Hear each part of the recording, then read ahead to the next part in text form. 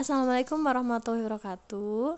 Selamat pagi anak-anak. Gimana kabar kalian hari ini? Sehat ya? Masih semangat untuk belajar matematika? Harus ya, harus tetap semangat. Nah, pada pertemuan kali ini kita akan membahas peluang kejadian majemuk. Nah, kemarin kan pada pertemuan sebelumnya sudah belajar ya tentang peluang kejadian. Nah, sekarang untuk lanjutannya itu peluang kejadian majemuk ya. Nah, peluang kejadian majemuk itu adalah peluang yang memiliki lebih dari satu titik sampel. Nah, berarti nanti dia melibatkan dua peluang kejadian atau lebih ya. Nah, lebih itu dalam artian bisa dua, bisa tiga, bisa empat, dan seterusnya ya anak-anak ya. Nah, di sini juga peluang kejadian majemuk itu sangat berkaitan erat dengan kehidupan sehari-hari. Jadi di kehidupan sehari-hari kalian pasti tidak jauh dengan yang namanya peluang, pasti selalu berkaitan gitu ya. Nah, di sini kita akan membahas tentang 5 subbab tentang peluang kejadian ya. Jadi yang pertama kita akan membahas peluang kejadian saling bebas, yang kedua peluang kejadian tidak saling bebas, yang ketiga peluang kejadian saling lepas, yang keempat peluang kejadian tidak saling lepas, dan yang kelima komplement. Jadi untuk setiap peluang kejadian itu berbeda-beda tergantung jenisnya, entah itu bebas, lepas, dan komplement. Nah, akan kita simak ya. Bagian yang pertama yaitu tentang peluang kejadian saling bebas. Nah, pada peluang kejadian saling bebas, di sini ada dua kejadian ya. Dua kejadian A dan B saling bebas jika munculnya kejadian A itu tidak mempengaruhi peluang munculnya kejadian B. Begitupun juga sebaliknya ya. Jika munculnya kejadian B tidak mempengaruhi peluang munculnya kejadian A. Seperti itu. Jadi nanti rumusnya itu adalah P atau peluang A. Nah, ini tuh yang kotak itu tuh harusnya huruf U tapi ngejungkel ngadep ke bawah gitu loh. Nah, itu disebutnya dan ya, dibacanya dan. Jadi nanti peluang A dan B sama dengan peluang kejadian A dikali peluang kejadian B ya. Seperti itu ya anak-anak ya. Ini untuk bentuk umum atau persamaannya harus dihafalkan. Nah, di sini Ibu punya soal untuk memperjelas dari pengertian sebelumnya ya. Nah, di sini ada soal pada percobaan pelemparan dua buah dadu, tentukan peluang munculnya angka genap pada dadu pertama dan angka ganjil prima pada dadu kedua. Nah, hal yang harus kita lakukan itu yang pertama adalah cari dulu, disimbolkan dimisalkan itu A-nya sama dengan kejadian munculnya angka genap pada dadu pertama. Coba, kalau sebuah dadu itu kan dia ada dari angka 1 sampai angka 6 ya. Jadi bisa 1, 2, 3, 4, 5, dan 6. Nah, sekarang kalau misalnya bilangan genap atau angka genap itu angka apa aja? Iya, betul ya. 2, 4, dan 6 gitu. Berarti peluang kejadian A-nya itu tadi yang 2, 4, 6 itu ada 3 angka. Berarti 3/6. Kenapa 6? Karena jumlah seluruhnya atau semestanya kan ada 6 gitu. Nah, terus nanti yang bagian B itu dimisalkan kejadian munculnya angka ganjil prima pada dadu kedua. Sekarang kita amati untuk dari angka dadu 1 sampai 6 yang termasuk bilangan prima yang mana? Tapi bilangan ganjilnya saja. Iya, betul ya. 3 dan 5 gitu. Jadi 3 dan 5 itu kan ada dua angka. Jadi kemungkinan peluang kejadian B-nya sama dengan 2/6 seperti itu ya. Nah, di sini di sini karena kejadian A itu kan tidak mempengaruhi kejadian B ya. Jadi tidak saling berikatan seperti itu. Jadi tidak saling mempengaruhi. Maka keduanya disebut peluang kejadian saling bebas. Kita masukkan ke dalam persamaan umum yang tadi. Jadi peluang kejadian A dan B sama dengan peluang kejadian A dikali peluang kejadian B. Tadi diperolehkan PA-nya atau peluang kejadian A-nya itu kan 3/6. Nah, kita tulis 3/6 dikali peluang kejadian B-nya berapa tadi tuh? Nah, 2/6. Nah, setelah seperti ini kan kalau misalnya perkalian itu langsung mengkalikan semuanya ya. Jadi pembilang dengan pembilang dan penyebut dengan penyebut. Di sini pembilangnya ada 3 dikali 2. Berarti 3 kali 2 berapa? Nah, betul, 6. Nah, 6 per yang bawahnya penyebut tuh, 6 dikali 6, iya betul, 36. Jadi tadi diperoleh 6 per 36. Nah, ini bisa disederhanakan lagi kan. Nah, tinggal keduanya itu dibagi 6. Jadi 6 dibagi 6, 1, 36 dibagi 6, 6. Jadi diperoleh 1 per 6. Kemudian yang kedua yaitu peluang kejadian tidak saling bebas. Pada peluang kejadian tidak saling bebas bisa disebut juga dengan bersyarat ya. Nah, di sini jika munculnya A mempengaruhi peluang munculnya kejadian B atau sebaliknya. Jadi sebaliknya di sini yaitu jika munculnya B mempengaruhi peluang munculnya kejadian A, seperti itu ya. Nah, untuk bentuk umum dan persamaannya di sini sudah tertera di dalam rumusnya.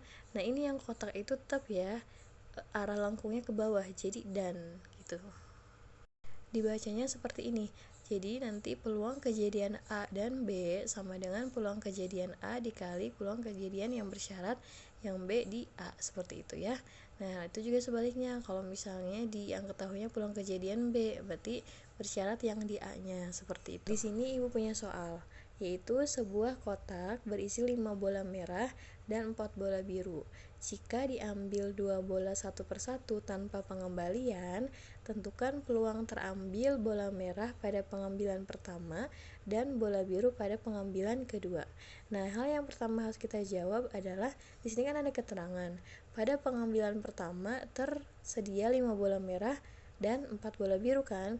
Nah, berarti semuanya itu berarti semestanya adalah 5 bola merah dan 4 bola biru. Jadi ada 9 bola. Jadi peluang kejadian M atau merahnya itu sama dengan, karena bolanya ada merahnya ada 5, berarti 5 per 9. 9-nya dari mana? Dari jumlah semua bolanya, seperti itu. Nah, karena tidak dikembalikan tuh, maka yang tadinya adalah 9 itu tinggal 8 ya. Sehingga peluang terambilnya bola biru dengan syarat bola merah tanpa dikembalikan itu adalah, berarti yang tadinya bola biru kan 4 tuh, berarti 4 per 8, bukan per 9 lagi, karena kan tadi nggak dikembalikan tuh. Jadi peluangnya itu 4 per 8. Setelah diperoleh tuh, sekarang kita masukin tuh ke dalam persamaannya. Berarti peluang kejadian M dan B sama dengan peluang kejadian M dikali peluang kejadian yang B syarat yang M itu. Nah, sama dengan peluang kejadian M nya kan 5 per 9 dikali 4 per 8. Kalian kan tinggal dikalikan ya. Jadi pembilangan dengan pembilang, penyebut dengan penyebut. 5 dikali 4 iya 20 per 9 dikali 8 iya 72. Di sini terdapat 20 per 72. Kira-kira masih bisa disederhanakan lagi enggak nih anak-anak? Masih ya, jadinya dibagi 4. Jadi 20 dibagi 4 itu iya 5 ya. Terus 72 dibagi 4 itu iya betul 18. Jadi yang paling sederhananya adalah 5 per 18. Bagian yang ketiga yaitu tentang peluang kejadian saling lepas. Dua kejadian saling lepas ini nanti bisa digambarkan seperti diagram yang Ibu tampilkan ya. Di sini itu dua kejadian A dan B dikatakan saling lepas jika dua kejadian tersebut tidak dapat terjadi secara bersamaan, atau dengan kata lain tidak memiliki irisan ya. Jadi tengah-tengahnya tidak ada irisannya gitu dari dua himpunan atau dua kejadian tersebut. Nah, nanti untuk rumusnya itu yaitu peluang A atau B sama dengan peluang kejadian A ditambah peluang kejadian B. Tentang peluang kejadian saling lepas, di sini dua buah dadu dilantunkan atau dilemparkan ya, serentak satu kali.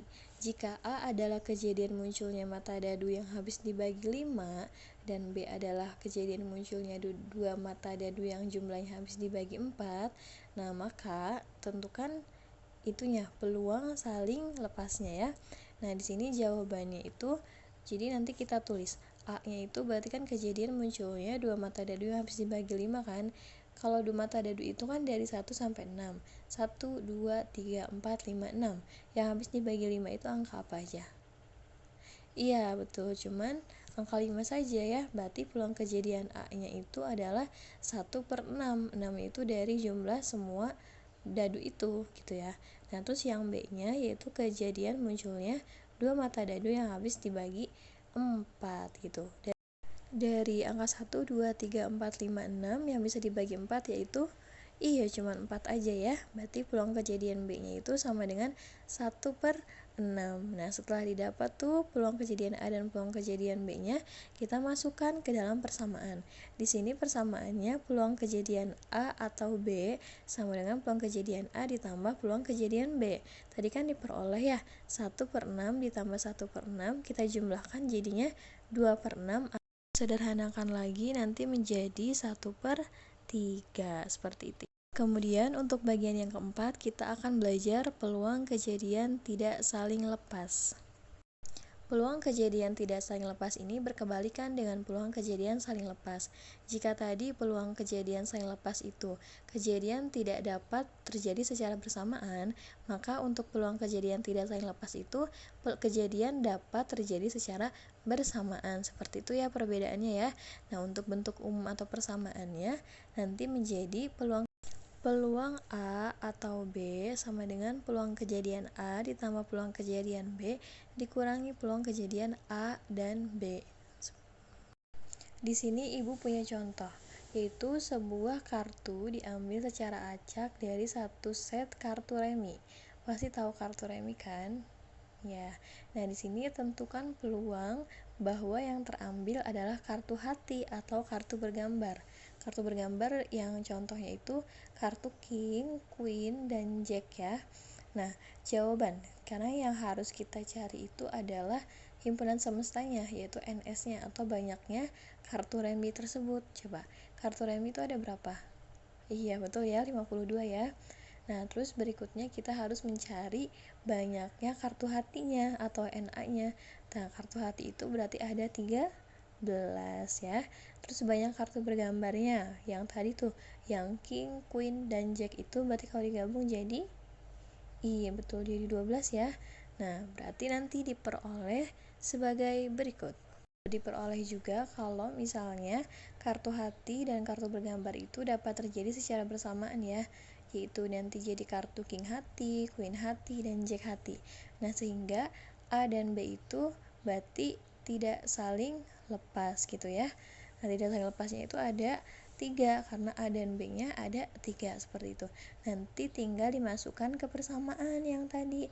Persamaan atau bentuk umumnya kan P peluang A atau B sama dengan peluang kejadian A ditambah peluang kejadian B dikurangi peluang kejadian A dan B. Nah, tinggal dimasukkan tuh peluang kejadian A-nya berarti kan 13/52 tambah peluang kejadian B-nya 12/52 dikurangi yang dan-nya tuh. Jadi 3/52 dikurangi itu. Kalau dioperasiin berarti kan penyebutnya udah sama, berarti tinggal atasnya aja. 13 tambah 12 dikurangi 3, hasilnya 22. Diperoleh 22/52. Nah, ini kita sederhanakin lagi kan, dibagi 2. Jadi 22 dibagi 2 itu betul 11. Terus 52 dibagi 2 iya betul ya 26 seperti itu. Nah, dari 11/26 kan sudah tidak bisa disederhanakan lagi ya. Jadi jawabannya sudah selesai sampai 11/26.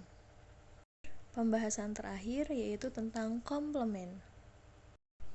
Kejadian bukan A dari himpunan S ditulis dengan simbol A ada petiknya di atas, A aksen, atau A ada kayak tulisan C-nya di atas kecilnya. Itu disebut atau dibacanya komplement dari A, berarti yang bukan A seperti itu. Jadi nanti kalau misalnya di sini ada keterangan jika A-nya itu mempunyai A elemen dan S-nya itu mempunyai N elemen, maka A aksen atau komplement dari A-nya mempunyai N dikurangi A elemen. Terus nanti diperoleh juga tuh, maka peluang kejadian bukan A itu adalah peluang tidak terjadinya A.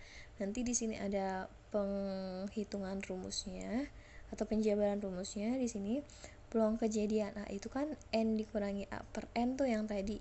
Nah, N-nya udah sama, kita bagi, kita sederhanakan, kita pisah-pisah tuh, N per N dikurangi A per N diperoleh 1 dikurangi A per N gitu. Jadi diperoleh peluang kejadian bukan A sama dengan 1 dikurangi peluang kejadian A. Seperti itu ya, itu rumus dari komplement. Jadi harus diingat rumus komplement itu berarti 1 dikurangi peluang kejadian A-nya. Itu bisa peluang kejadian A, bisa B, dan seterusnya ya. Di sini ibu punya soal. Soalnya seperti ini ya bunyinya ya. Dari seperangkat kartu remi diambil secara acak 1 lembar kartu. Nah, tentukan peluang terambilnya kartu bukan as. Nah, kalau ada kata bukan berarti kita ingatnya ke komplement gitu ya. Karena komplement itu artinya bukan. Selalu cirinya seperti itu. Nah, sekarang kita tulis jawab. Yang pertama kita harus nyari NS-nya atau himpunan semestanya. Jadi banyaknya kartu remi sama dengan atau NS sama dengan, ya betul, 52. Setelah itu sebelum kita nyari yang bukan kartu asnya, berarti kita harus nyari kartu asnya ada berapa. Nah, banyak kartu as itu kan ada 4. Berarti peluang kejadian A-nya itu 4/52. 52-nya dari NS-nya tersebut. Ya, 4/52 itu kan bisa disederhanakan lagi ya. Kira-kira dibagi berapa? Iya betul ya, dibagi 4. Jadi 4/52 dibagi 4 itu semuanya jadi 1/13. Alhamdulillah pembahasan semuanya sudah selesai dari 5 subbab yang tadi ibu sebutkan. Apakah sudah paham anak-anak? Jikalau nanti ada yang bingung dan ada yang punya beberapa pertanyaan untuk mata pelajaran kali ini, silahkan bisa tanyakan di Google Classroom ya. Ibu insya Allah akan jawab pertanyaan-pertanyaan dari kalian. Di sini ibu punya 3 tugas. 3 tugas untuk kalian ya. Jadi ada 3 soal. Silahkan untuk mengerjakan secara mandiri. Terus nanti dikirim di Google Classroom ya. Selamat mengerjakan anak-anakku. Semoga selalu diberikan kelancaran dan kemudahan dalam mengerjakan tugasnya ya. Tetap semangat walaupun dalam situasi seperti ini. Ibu mohon maaf apabila dalam video berlangsung banyak sekali kesalahan. Kurang dan kurangnya mohon dimaafkan. Wabillahi taufik walhidayah. Wassalamualaikum warahmatullahi wabarakatuh.